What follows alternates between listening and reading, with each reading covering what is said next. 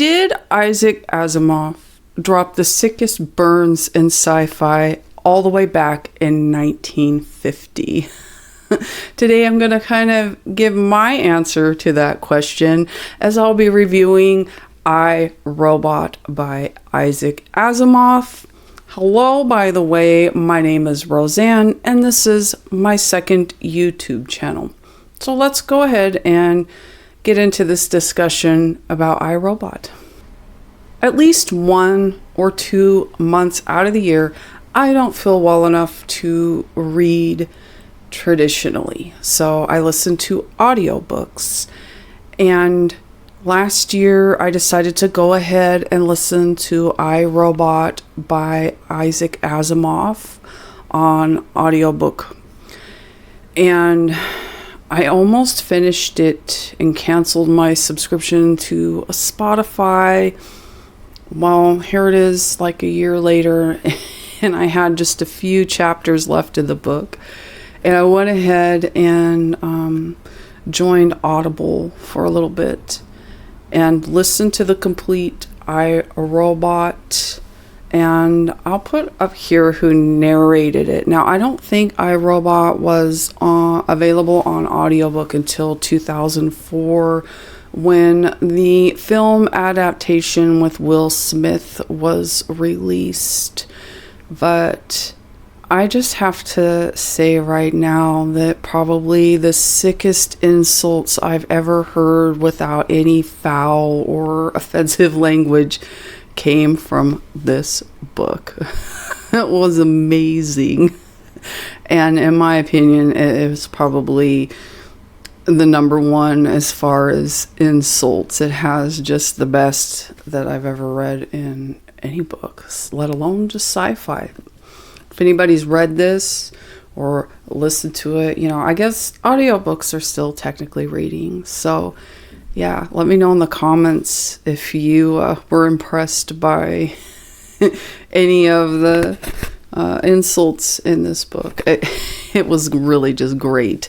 Now, besides that, yes, I really do think this book is worth reading.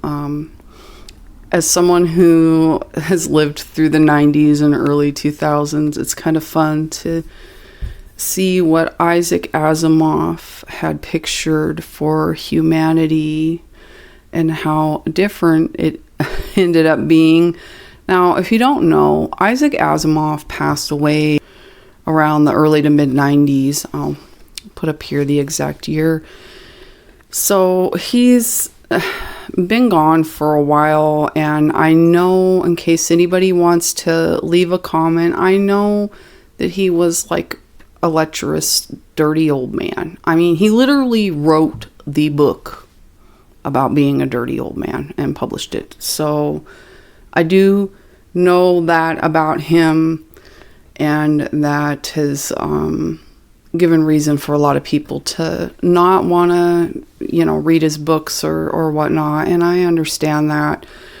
But I do have to say, considering that I, Robot was published in 1950, now, knowing that, if I just would have read I, Robot and not known anything else about Isaac Asimov or read anything else from him, just that, and knowing that that book came from 1950, I never would have thought of him as being someone who could be kind of, anti-woman or whatever. It was pretty female forward at the time, feminist almost. One of the main characters is a woman scientist. So that was not the norm in 1950. Yes, women scientists did exist back then, but they really had to fight to get anywhere. So, in that aspect, it was really forward for its time. It was a fun read. Like I mentioned, the sick burns, and the narrator was pretty good. So all in all, I don't regret this. I'm glad that I got to finish it this year, and it's definitely one of my favorite audiobooks. Hearing those old sci-fi curse words that Isaac Asimov used, or I guess phrases would be the more appropriate term for them.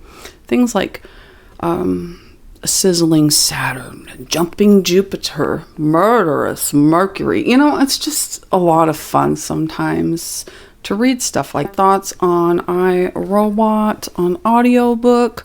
I do definitely recommend. I'll probably get a physical copy of this book at some time and read it, you know, at some point. But for now, I am happy with the audio edition. And yeah, I'm hoping to get more videos up, but we'll see. Thank you so much for watching. And if you enjoyed this video, my little review of iRobot, please do give it a like and consider subscribing. Thank you so much for watching, and have a wonderful rest of your day.